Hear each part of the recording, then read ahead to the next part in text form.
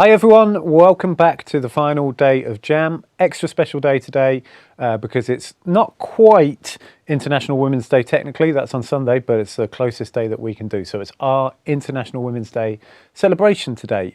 We have got four events happening at 11:30. We've got Corazon Garcia, who is joining us from the BBC. She's done everything, radio, TV, weather, the lot.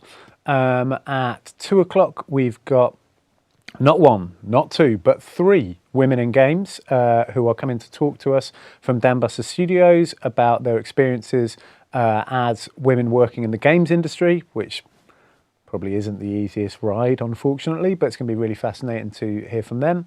And then at 3:30, finally, we have Emma Gray, who's a writer and director. But first, we are joined by Sophie Wheeldon. So Sophie began a career at BBC Radio Nottingham as a freelancer, working as both a reporter and a producer. After 2 months, she began producing the station's breakfast programme, where she was responsible for shaping the daily news agenda and managing live output. After a year in radio, Sophie joined BBC East Midlands Today on a one-year TV contract. During this time, she reported on regional stories, presented the breakfast bulletins and lunchtime programmes, and worked across the wider production of the programme. Sophie has since secured a permanent position in the TV newsroom as a planner for BBC East Midlands Today, overseeing the setup of the programme's daily content and coordinating coverage. Alongside her planning role, she continues to report and present regularly. What we're going to do now is take a little look at Sophie's showreel. Now for the news in the East Midlands, I'm Sophie Wheeldon. So let's start with Category 1 calls. These are the most serious emergencies, so things like cardiac arrests and life-threatening allergic reactions. The morale and well-being of staff at the Royal Derby Hospital's emergency department is of grave concern. Parents could be taken to court, facing fines of up to £2,500, community service and even jail time. Recently, universities like DMU have been under financial pressure, and a 22-year-old woman from Derbyshire has opened a cancer respite lodge for young people 3 years after she was diagnosed with terminal cancer. I'm here at Newark Town Hall finding out how it went from this to this. And the woman it was all for. Now let's take a look at the weather forecast, and today will be a cloudy day with highs of 16 degrees Celsius. Well, that's all from us for now. Amy will be here with our next update at around 5:45 tomorrow evening. For now, have a lovely rest of your afternoon.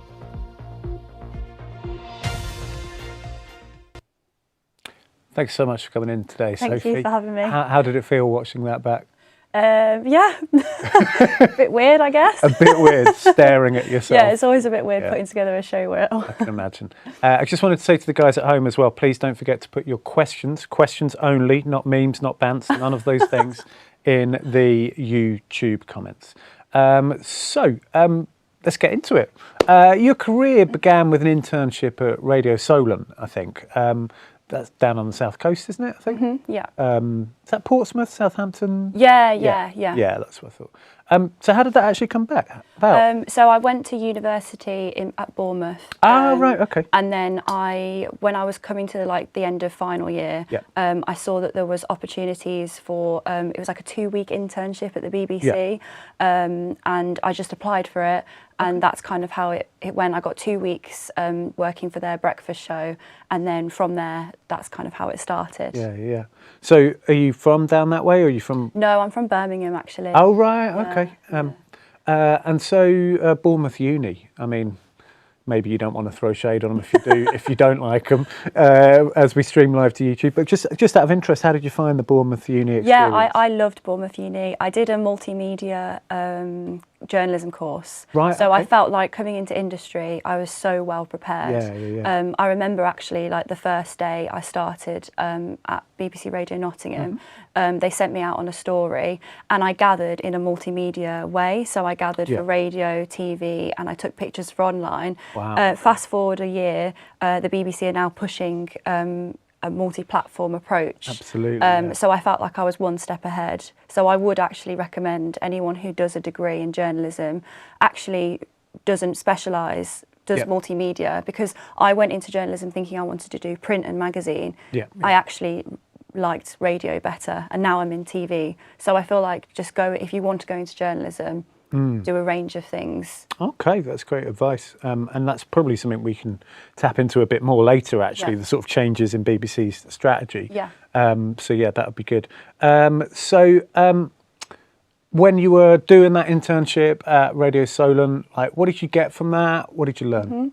Well, I actually, I think what I got from that was so when you kind of start out in radio, one of the things that you're kind of in charge of is you're answering the phones, or you're setting up guests, or you're going out and doing voxes. Now, that was like my worst nightmare. I remember when they made me set up a guest, I actually went out of the room to do the phone call because I was so embarrassed. Like, I could not make a phone call. I felt like completely embarrassed about that for some reason, because you don't really do it anymore. We always text. You did a piece, didn't you? I did a piece on phone call anxiety, and it's definitely something that I think that young people experience as well. Absolutely. But so what I got from that is I kind of, they kind of plunged me in at the deep end, and I just kind of said yes to everything and kind of figured it out later. So, and they sent me out on voxes as well. Voxes is like one of the things that they start you doing. So it's literally approaching people in the street. That can be so daunting. Of course, but I realised very quickly, if you approach people with enthusiasm, people kind of emulate that. So that's kind of how I managed that. But I do remember I wasn't the most confident. So the idea of setting up guests on the phone and going out and talking to people on the street was like terrifying to me. I mean, we send our students out to Vox Pop, and some of them like it, but most of them hate it. But it's just a core skill to develop. It is a core skill, but don't beat yourself up if you can't do it straight away. It does take practice. You have to get used to that rejection, but you can't take it personally because it's nothing to do with you. I mean, I know, flip it round. If someone stopped me on the street, I'll probably be like, no, thank you. So you've got to think about it like that. Yeah, of course, I always say to the students, you're not asking them out on a date. There's no stakes. It doesn't matter. If they say no, who cares? It's so hard, isn't it, not to take it personally? It's really hard. So, not wanting to get too heavy too quick, but, it sounds like that experience was actually really nerve-wracking for you. Probably a lot of anxiety. Oh, so much. Some moments of probably imposter syndrome. Oh, massively. I suffered massively with imposter syndrome. So, have you got any thoughts on, how to approach that, how to deal with those feelings? I think one of the things I thought, was if I can't, because I think when you come into a workplace, you feel more of a burden than you do anything. And I thought, if I can't offer any skills, if I can't really offer anything at the moment, and I'm learning, all I can offer is yes, like a can-do attitude, enthusiasm, and a willingness and openness to learn. So I always, anything anyone asked me to do, I'd say yes, and then I'd worry about it later. I'd figure it out. And I think the huge thing that I've noticed that anyone values in management is enthusiasm. If you're showing that you really want to be here, you're really grateful you're here, and you want to learn from the people who are, seasoned professionals, they will do everything they can to help you. I've never met anyone who's not, once you've shown that enthusiasm, who's not wanted to help you after that. Because they're passionate about what they do, right? And if you're into journalism, you do it because you love it. It's one of those careers where it's like, it is your life, it becomes your life. So anyone you meet in media, all they want to do is talk about it and help you. And I think it's kind of realising that having that enthusiasm really sets you apart from the rest. Yeah. I think it's interesting because we've spoken to a lot of people from across the creative sector throughout this process. We've actually been doing Jam for 5 years. I think you're possibly our 112th guest. Okay, so we've had quite a lot, and that's like this recurring theme. Is just they always say, when you're starting out, the main thing is to be someone that's fun to have around. I won't put it this way because it's not appropriate, but don't be an idiot was what they'd often say. I think you can let anxiety get the better of you and imposter syndrome, but if you just kind of show that enthusiasm, that means so much to the people around you. And like you say, if you're nice to be around and you kind of come with the same level of enthusiasm each day, that consistency is really key. Yeah. So we ended up sort of almost answering a question I had already about the most important things to demonstrate once you got your foot in the door. But is there anything else you'd add to that you can think of that? Yeah, I mean, I just think, the enthusiasm is the biggest thing. And I think ask questions as well. I think you need to lean on people around you, because I think a lot of the time maybe people think, oh, I should already know that, or but there's no stupid question, and people will always and once you know it then. So I think in like a newsroom, it's such a teamwork thing. There's no shame in like leaning on someone around you if they've got skills in that in a different sector that you haven't got already. Don't kind of put the pressure on yourself to know everything instantly. And it's way better than the opposite, like pretending you know it and then I cocking it up. I did that very early on. I learned the hard way. Yeah. I remember like saying, yeah, I know how to do that, and then thinking, oh, I'll work it out later, and I couldn't for the life of me figure it out. Yeah. And I remember when I started at Radio Nottingham, I luckily had like this young guy who used to help me a lot, and I used to go up to him and be like, can you help me? I don't know how to do this. But I think you've just got to be upfront and honest. Like, I don't know how to do that, but if you teach me, once you teach me once, then I'll know. Absolutely, and as long as you don't kind of make the same mistakes again and again, I mean, even if you do, fair enough, people will be kind. Yeah. People are kind, but just kind of be open about that. Great. So within the BBC, you've moved around a lot already. Tell us about the different things you've done. Well, I guess I've started in radio. But now, obviously, you mentioned about how the BBC strategy has changed. That has completely changed. So when you're a journalist now, you are doing it for all platforms. So I've moved around, but now it's kind of an expectation. A journalist is multimedia. Yep. You know how to do online. You know how to do radio, social media, and TV. So yeah, I guess that's kind of. You have to have all those skill sets. So I started off in radio, I moved to TV, but now I do stuff. I've written articles for online, I've done reels for social media. So you kind of are expected to have those skill sets now. So would you say that's quite typical for a modern journalist to shift throughout the different departments? I would, and what I would say is being a young person, and obviously as your students are, they're in such a good place because we're really good with tech, we're digital natives, we've grown up with it. We understand what people like to see on social media, we just get it. So that's a real advantage that we have now that I've noticed. And also, being able to pick up the tech side quite quickly, like the editing software or how to use different kind of technology, we kind of have that already. So that's a really good thing that young people have that kind of sets them apart now. We had a guy a couple of years back called Jake, his surname's gone. It's gone out of my head.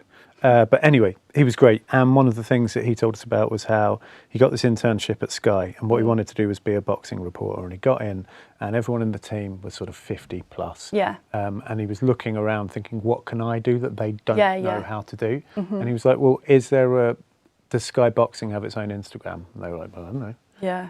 And he ended up setting up the Instagram and setting up the TikTok for them. That's huge, isn't it? Yeah. And that is 100% one thing that we can bring to the newsroom. Like, I'm always bringing stories in from TikTok.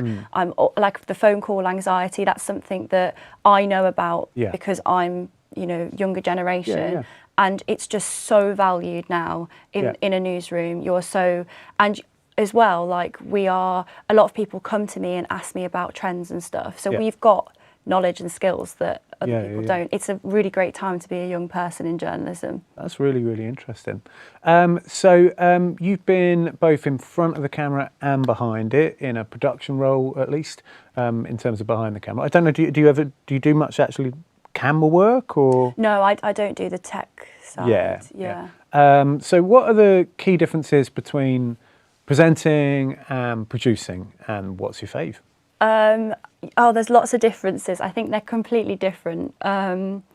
I think on screen is you're kind of very much, you've kind of got to be on, I guess. Yeah. And it's like a different persona, if that makes sense. Yeah. You've got to be kind of big and confident.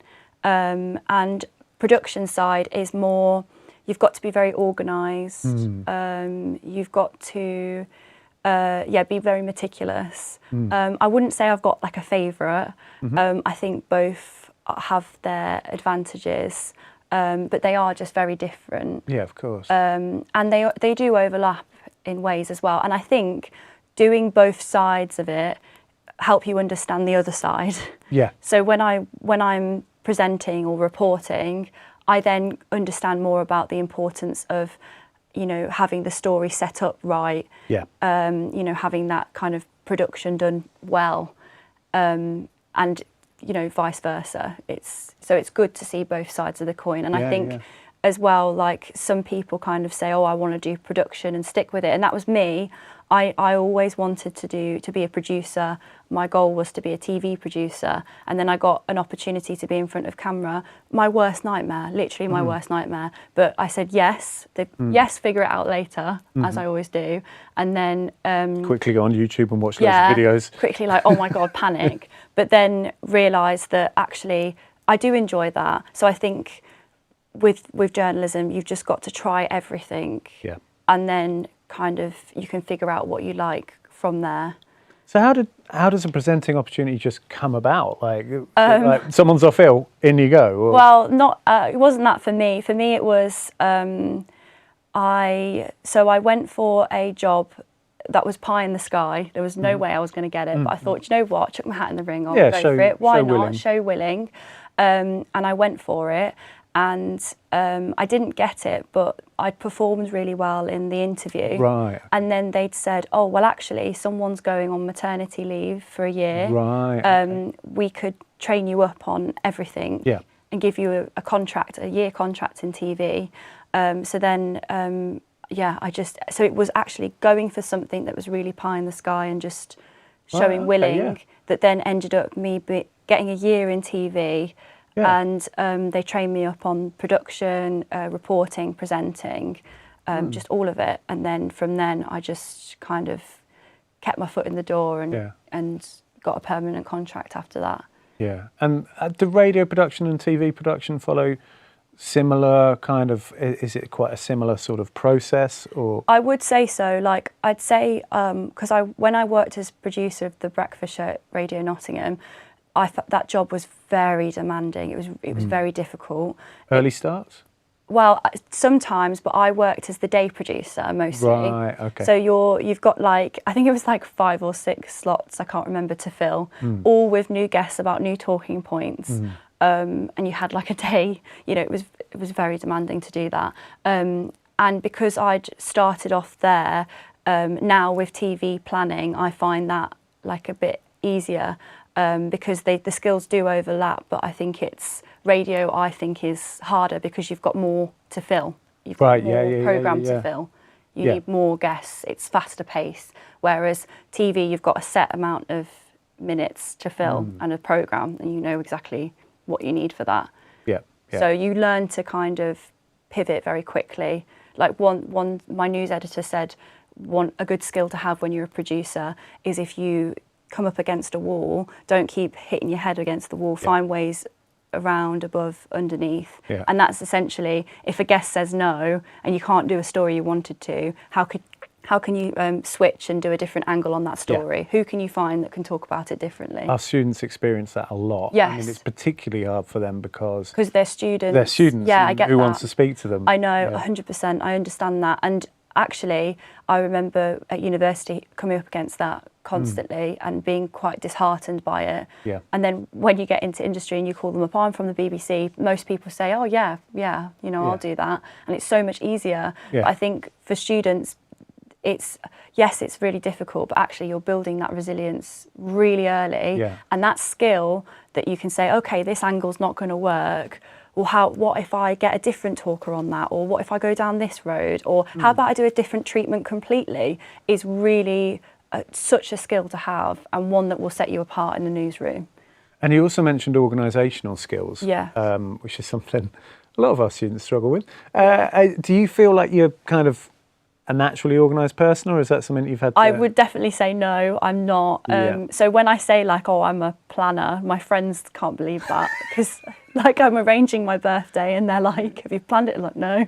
Yeah. Like I'm not really naturally like that, Yeah. but I think I've also realised there's ways of being, because I find I am organising my own way. So, and people have tried to tell me how to be organised. You find your own way of being organised. Like if you're chaotically organised, but you still get the job done, that's fine. It's figuring out what works for you. Going to go to a couple of student questions. Yep. So Lottie Atkins is asking, has there ever been a story you've covered on TV that has affected you a lot more when you left work? Does the story sometimes stay with you? Yes. Oh yeah, 100%. That is part of the job. One thing I would say is when you're doing like an upsetting interview, or you're speaking to someone, you know, who's lost someone, or one of the things is it's kind of not your grief to have. Yeah. So you've got to stay professional, and then afterwards is when you kind of have a moment, or you have a cry, or you talk to your colleagues about it, or you talk to your family about it. And I think that's the key thing. If a story does affect you, you've got to talk to people. Yeah. And you've got to like voice that. Yeah. But I just think in the moment when you are dealing with that, you are facilitating someone else's story as a journalist. So it's not your grief. You're there to give them the platform. You are there to, exactly. And yeah, so that's, you kind of have to deal with it after. At a big organisation like the BBC, is there sort of training on that stuff? Yeah, I mean, there is training, definitely. I mean, I actually learnt a lot at university on how to deal with trauma and that kind of thing. And there is support systems available within the BBC. You can get counselling. I've never had to do that because I just speak to my colleagues and they're fantastic. So, yeah. Thomas Cam, hey Thomas, how are you? Hope you're good. Asks, what is the most challenging obstacle that you've encountered in your journalism career so far? Oh gosh, that's a tough question. Yeah. The most challenging obstacles. I think it was what I was saying before. I think sometimes it can be when you're getting constant no's on a story, or you know, you're getting kind of shot down a lot. I think you have to have a lot of resilience to like pick yourself up and like problem solve.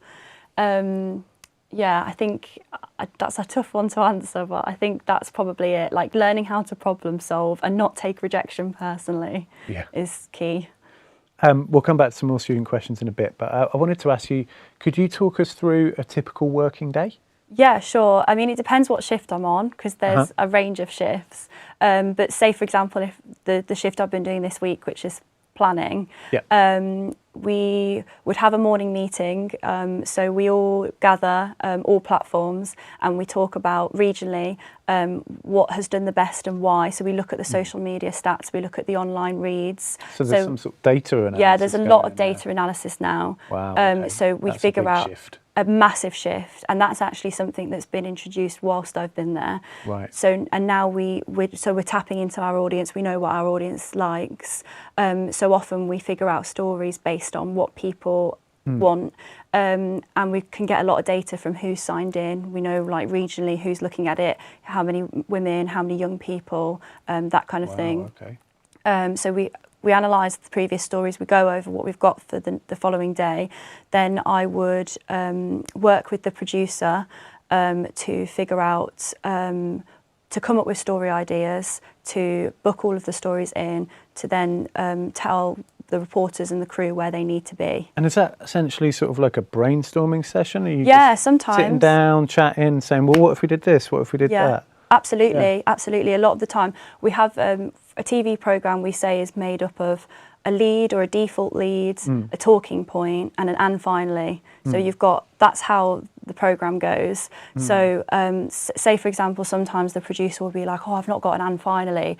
And then we'll just have to sit and kind of brainstorm. Oh, well, it's been sunny out. Could we go and see, I don't know, like signs of spring at a local park? Or do you know what I mean? It's just like kind of brainstorming what we need for the programme, what the talking points should be, and then how can we make that happen. But a new thing that is quite challenging is now every story needs to make for multi-platform. Yeah. So that's obviously a whole other thing to navigate. Factor in. Yeah. So when you're coming up with those story ideas, you've kind of got to be thinking, okay, how would this translate to each different platform? Yeah. How would it go online?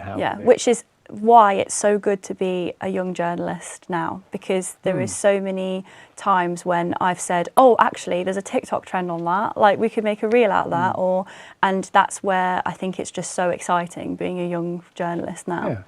And so once you've got your story ideas sorted, what happens next? So once the story ideas are sorted, I have to figure out like the logistics. So it's kind of one big jigsaw puzzle as to which crew's going where, and we only have 3 to 4 crews to film a programme. So we have to logistically think about that. I have to make sure the right guests are going to be there and who we're going to talk to. Is the report balanced? Is it editorially sound? Stuff like that. And then I will brief the reporter and the crew. And then they'll go out and film that, and then it will make for the programme. Cool. So talking about story ideas, you did a recent article that I read about the dangers of weight loss jabs. Yes. That was just like, what was that, like a week ago? Yeah. And that made BBC front page, which is great, and got hundreds of thousands of views, I think. Yeah, it did. So where did that story idea come from? So that was actually one that came from, what I was talking about with the figure analysis. Yep. I know that there's a lot of interest in the weight loss jab from the stats that we got. I get like press releases, reports coming through to my email, and then there was this survey that had said, a number of people would lie to get the weight loss jab, and then kind of buried in that report, there was a Nottingham woman has said that she lied and she fell ill from it. And I thought, that's interesting, but sometimes you've got to be careful with surveys because the sample size isn't big enough. And this is where you've got to look at a press release, and sometimes you can filter out a lot of the information they give, and sometimes there are really good lines buried in them. Yeah, of course. So I kind of phoned them up and I spoke more about the case study rather than, I didn't even use the stats in the report that they'd given me. It was more about the case study. And then, called her up, and turns out, she was a very strong speaker. She'd got a history of eating disorders, and she'd lied in a moment of, she was spiralling after a bad experience. She ordered them really quickly online, and they turned out to be not what she thought they were. She didn't administer them in the right way either, and she fell ill from that. And that's kind of, that was the story. Yeah. But you spoke to more than just one person about their experiences, I think, for that, didn't you? Yes, I did. So how do you go about finding other people? So I thought, this is again where you've got to think, how can you build out a piece? So you've got the case study. So I was actually thinking, well, this case study's told me she was suffering with an eating disorder, and that's what made her lie. And I thought, I bet a lot of people with eating disorders, if it's a tap away, people are going to jump into that if they're in that mindset, because it's all consuming when you're in that moment. So I actually approached a local charity. They told me some really interesting things, but they weren't available. So this is again when you've got to pivot. Right. Yeah. I had one day where I could film. I thought, okay, well, how else can I do it? Well, maybe if I talk to a pharmacy, are they seeing, what's their view on it? Like, if they're selling this weight loss service, how are they doing it in the right ways rather than the wrong ways? And then, I ended up getting a pharmacist from a local pharmacy who told me that, she's seeing people lie to get it, but they follow very strict guidelines, and they're also calling for people who don't sell them in the right way to be shut down. So it kind of then formed a good piece. Great. So I guess a story like that probably is primarily a story that affects women. And I was wondering, obviously, the context of International Women's Day, can can it still be a battle to pitch ideas that around sort of women's issues? Or I don't think so. No. Okay, that's great to hear. Yeah, I don't think it is. I've never come up against any sort of issues with that. No, I think I wouldn't say I've seen that and I've struggled with that. Well, that's brilliant, because I'm going to hazard a guess that might not have been the case 20 or even 10 maybe, years but ago. I definitely think that's changed. That's fantastic. Yeah. And I mean, a positive story is that we're seeing a big increase in the number of girls applying for our journalism course. We're actually at about 70% female on the journalism course, and just media courses in general. You know, when I started teaching 16 years ago, oh God, it was absolutely, you know, it was boys in media courses. So we've seen that big shift. Is that reflected in your experience of industry? I would say so, yeah, I would say so. Most of the young people that I work with are female.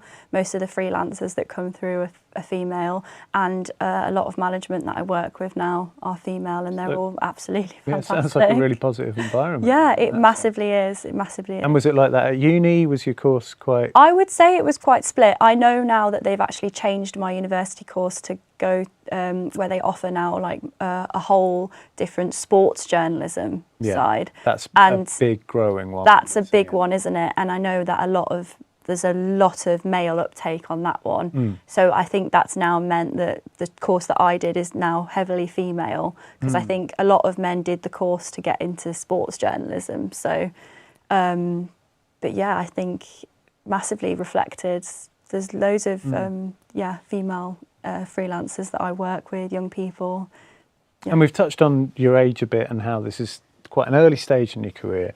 And some of these big, long-established media organisations, they can have a bit of a reputation for sort of being populated by dinosaurs, the kind of idea of these kind of older, white, middle-class guys who are maybe stuck in their ways. As a young journalist, do you feel like you've ever run up against that, or do you feel like you've ever not been taken seriously? I mean, I don't feel like that.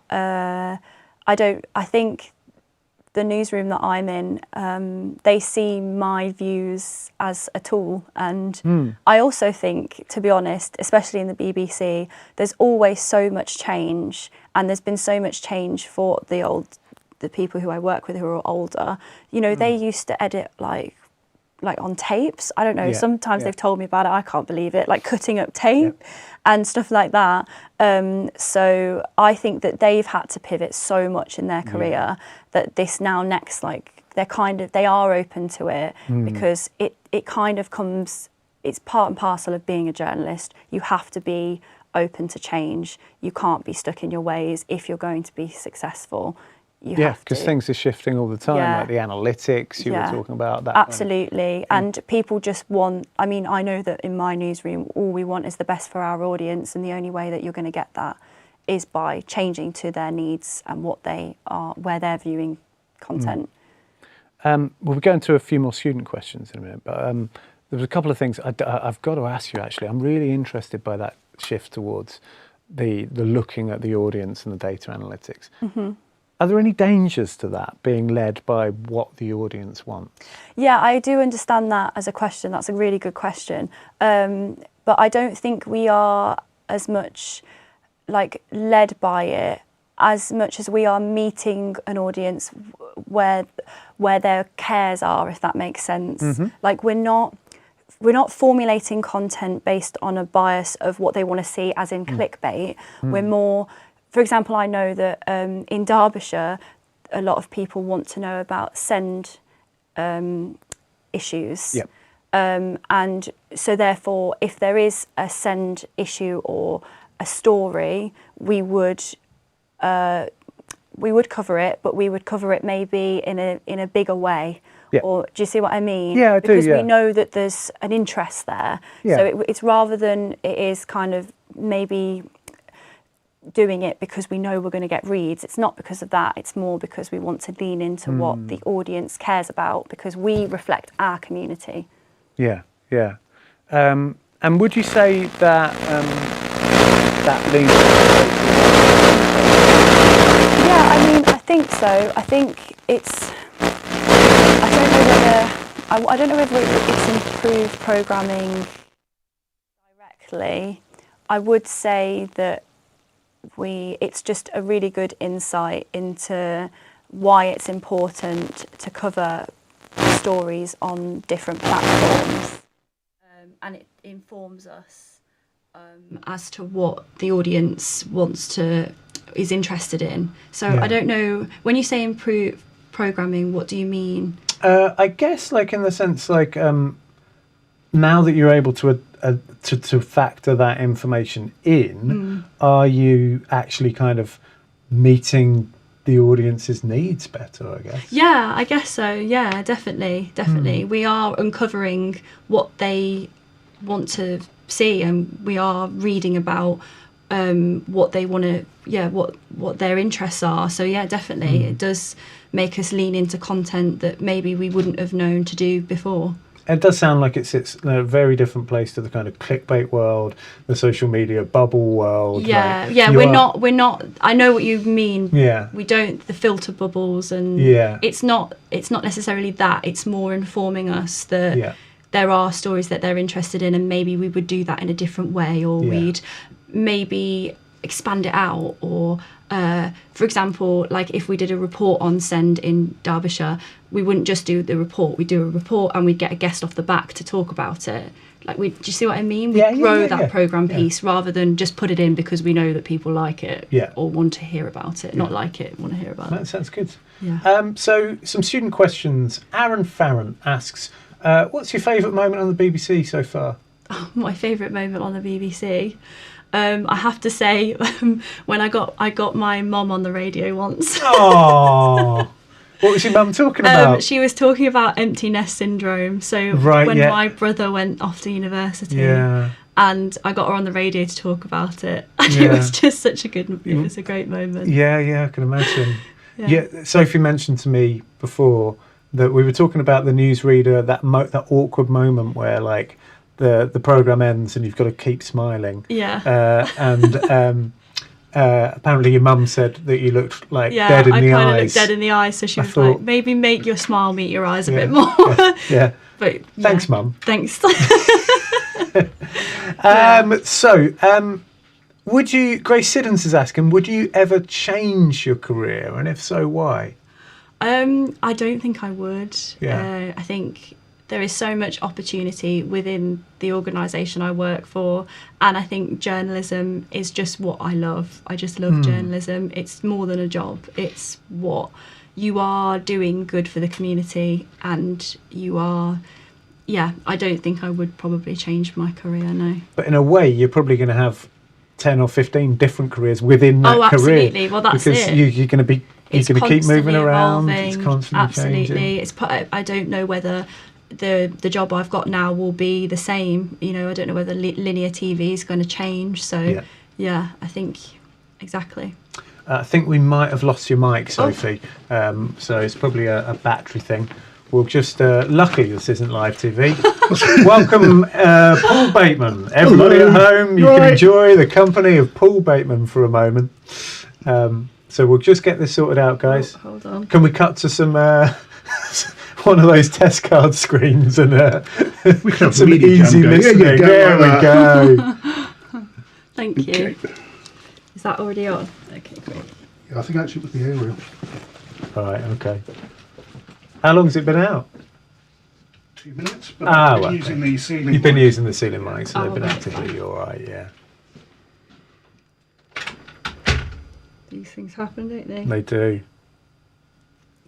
Right, there we go. Is that better? Yeah. Okay. All right.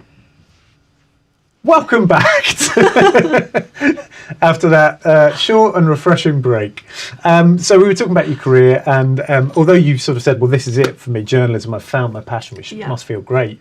Millie McGee's asking, how do you hope to progress within the field of journalism in the future? Oh, gosh, you're making me really think about my direction. Sorry, it's too early in the morning for such existential questions. Literally. Isn't it? How do I hope for my career to progress in the future?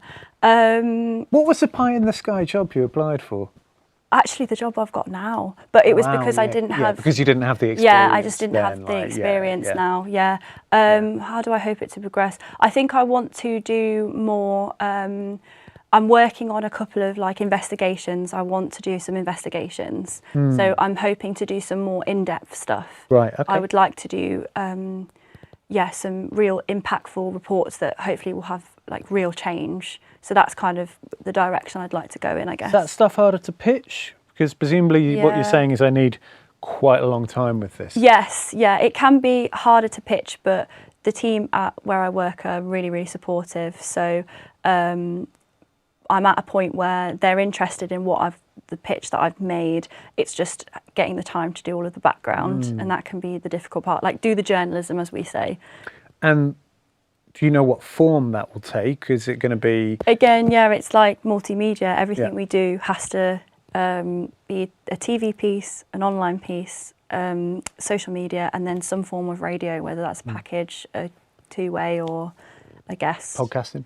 Podcasting is huge. We do lots of like long form now on sounds. Do you know Samaya? I do know Samaya, yes. Yeah, so Samaya came by. Samaya Mughals did a really great series, Brown Girl Can't Swim. Oh, fabulous. That was brilliant. That was great. And it's sort of, once you've got a strong enough story idea, a lot can come off the back of it, right? Oh, absolutely. Massively, yeah. Once you've kind of, like you say, got that kind of golden idea, then you can, build it from there. Another question from Aaron. Have you ever been starstruck with anyone you've had to work with? Yes, I remember there was a moment when I was getting ready to present the lunchtime bulletin and Sarah Blizzard was in the makeup room getting ready too. I grew up watching her on Midlands Today. Yeah. Obviously she's left the BBC now, but that was definitely oh my gosh, I'm going to be on screen with Sarah Blizzard. In the same room. Yeah. Yeah, and that imposter syndrome came back? It never leaves. Just gotta live. It never leaves, yeah.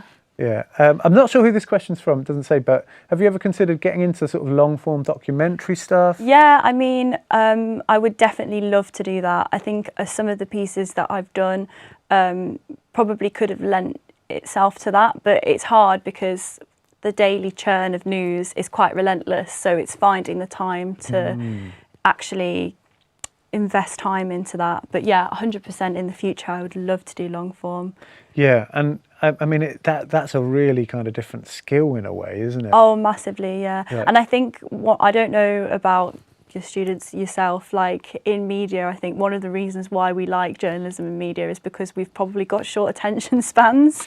So I'm interested in something and then I'm not, and that's what I love about like news is you kind of, once you've done a report, it's like next, but I think long form you need to really get your teeth into it and have such patience with it, and that's definitely a skill that I need to work on. Yeah. So probably the final question for me, but we will have time for a couple more student questions if you want to keep them coming in. Final question for me would be, what do you wish you knew when you started out in this career? Oh, that's a very difficult question, but I will say what I wish I knew is that you don't have to be the most academic or the cleverest in the room. You don't have to be what you're kind of told through school, I guess, what a certain type of smart is. You don't have to be that. Your creativity and your individuality and your positive enthusiasm is what will push you through, rather than, because I was never the most academic or the top of my class. Yeah. And I think I really worried about that and beat myself up about it, and worried that I wouldn't be able to do something because of that. And I think organisations like the BBC have a reputation for being like that. Yeah. And for, being, people are really smart, but actually it's creativity that really matters, and it's like enthusiasm, and also your people skills. Yeah. And being able to talk to people are really, really big, and that can all be built on over time as well. Yeah. So can we just dig a little bit deeper into, you said like a certain kind of smart. What did you mean by that? When you kind of go through school and it's like exams, and that's a certain type of smart, isn't it? Yeah. Like not everyone is very good with exams, or not everyone's very like mathsy or sciencey or that kind of thing. We often have this very narrow idea of yeah, what we intelligence do. And is. intelligence isn't just that. Intelligence is so much more than that. And I think that's one of the things that I wish I knew, that intelligence comes in so many different forms. And actually, I really like to be around people and talk to people, and I kind of pride myself on being able to make people I'm with feel comfortable, and that's more valuable than being good at an exam, if that makes sense. Yeah, absolutely. You can smash your exams, Yeah. but be crap with people. Exactly. And then that's closing a whole bunch of doors for you. Whereas if you have those people skills, that ability to empathise, that ability to understand what makes because people tick. I truly think those soft skills you can't learn, but you can learn the tech side or the editorial or the media law. You can learn all of that, but having that basis of creativity and empathy is really important. Yeah. So a question we had, not sure who it was from, was have you got any journalistic icons that you look up to, people that you've modelled yourself on a bit? Oh gosh, I wouldn't say necessarily. I mean, I do. I have a mentor at work. Okay, great. Do you know? Well, Emily Anderson, or her name's Emily Williamson now. I don't actually know Emily. She's fantastic. I don't know whether some of your students know her, but she's on BBC East Midlands Today. She's one of the key reporters, and she's just fantastic. I just really look up to her. And is that like, when you say a mentor? Yeah. Is that like a formal mentor? Or is that just well, like you can get formal mentors, but she's kind of my informal mentor. Yeah. She's work mum. Yeah, pretty much. Well, I don't think she'd like mum, maybe sister. So yeah, she's just brilliant, and she's like really helped me with confidence and just to go to for advice. And I think the way she said the exact same thing to me. She said, "Oh, I've not ever been the most academic. Like, I suffered with imposter syndrome. But I mean, honestly, watching her, you wouldn't believe it for a second. So it's really good to, I think, have role models that feel in reach. Sometimes when you've got role models that are really beyond, it feels a bit like." And it's one of the reasons why it's so great to have you, because it's not been that long since you were at uni. And the age gap between you and our students is a lot less than it is between me. So I think it's really good for them to see that it's achievable for them within, a certain time frame. Absolutely. So just going to do a couple more questions, if that's okay. Yeah. So Safia Hansen asks, what websites or sources do you get your data or information from? I guess that's a big thing at the BBC, isn't it? Making sure that your sources are valid. Yeah. I think obviously it's just reputable websites. Like if you're getting stats, like the ONS website or charities are really good for data. So I think it's just making sure that it's reputable sources rather than, and like I mentioned before, if there's a survey that comes through that has stats, checking that sample size, who did they speak to? So yeah, I think that's how I would answer that. It's quite a bit challenging really to say exactly where I get it from, because it does vary obviously. But probably leads on to the sort of elephant in the room that we always end up talking about, which is AI. What influence is AI having in the newsroom? Yeah. Good, bad? Are you guys using it? Oh yeah, 100%. I use it all the time in my role, and the BBC are kind of jumping on that and getting ahead of that, because that's one thing I think you've got to do if you're a journalist, is adapt and also not shy away from new tools that can be used to your advantage. And AI definitely is one of those new tools that you can use.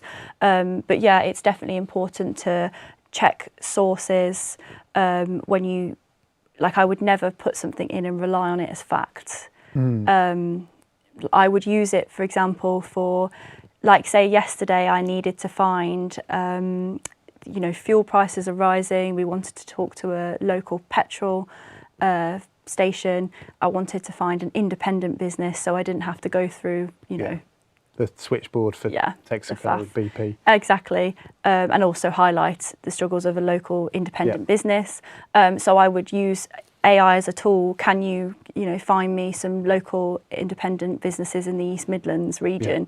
And then from that, I would see where the source is, or I'd search for myself once they'd given me a list. Do you see what I mean? Yeah, of course. So it's kind of like you would use Google, is how I see it. You wouldn't put something in Google, copy and paste it as fact. You would find out where it's throwing it from, where it's got it from. You double check that information, wouldn't you? And that boundary's blurred now anyway, because when you're Googling stuff, it's just giving you an AI summary. Yeah, so it's really important you just check where it's throwing you that information from. But I would say don't shy away from using it. It is a fantastic tool. And if you can master that tool, again, this is another thing that's going to set you apart in a newsroom. I was using AI before...